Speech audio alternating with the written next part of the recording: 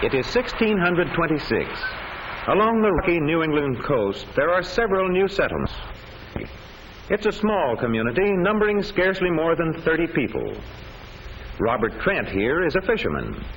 He built this bark wigwam with Albert Sims and Jason Conway.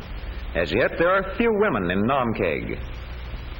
The beds are hung up like this every morning, but the fire's dying out is a rare occurrence.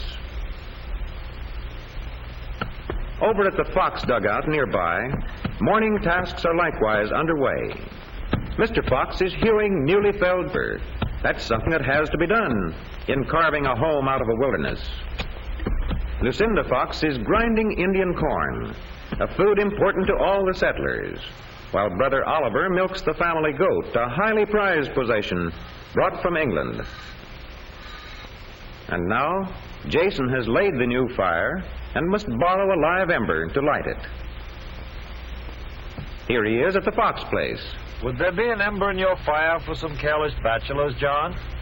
That there would, Jason, and you'll be welcome. Do but speak of it to Susan. The Naumkeag settlers share dangers together, and they gladly share comforts, too. How seems Master Robert today, Mistress Fox? I fear me there is little change. The fever has not left him these many days. One day, when you're well again, laddie, you can hunt deer with Jason. The fireplace doesn't always give adequate heat, especially when there is sickness in the house. Sickness that may be very serious. Today, as always, there's a full schedule of work ahead for the bachelors and the entire community.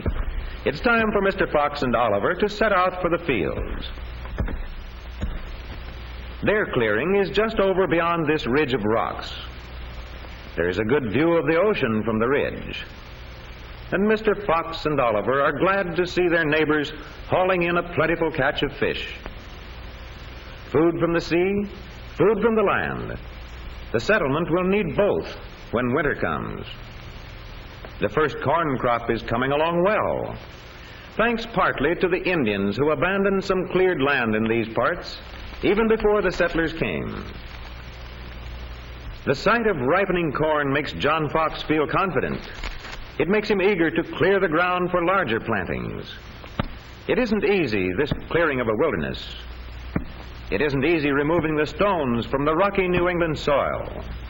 But it makes a difference when you're building something new.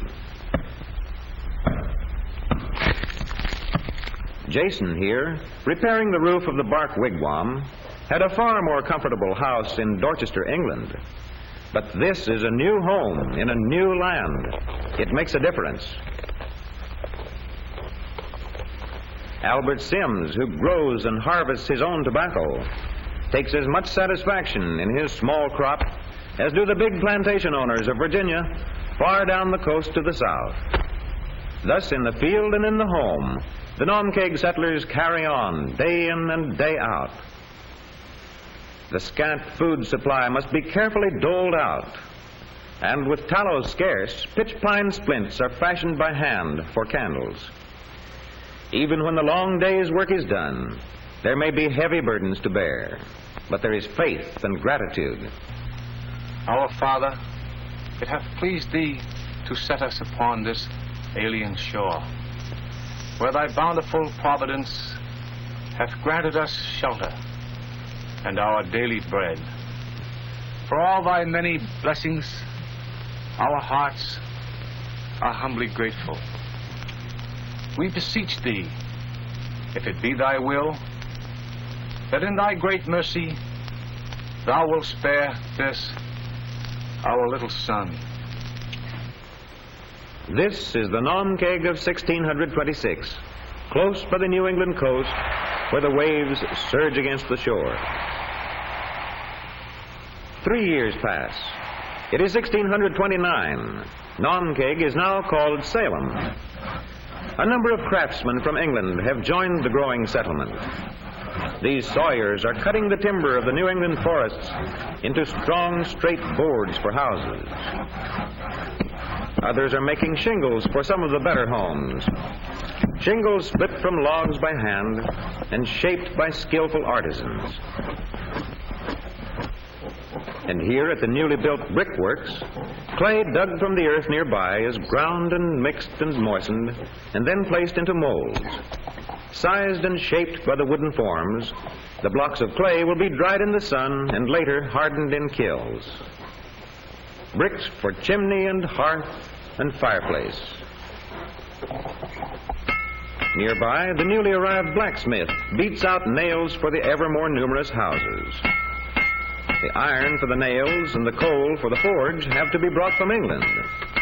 But the actual manufacture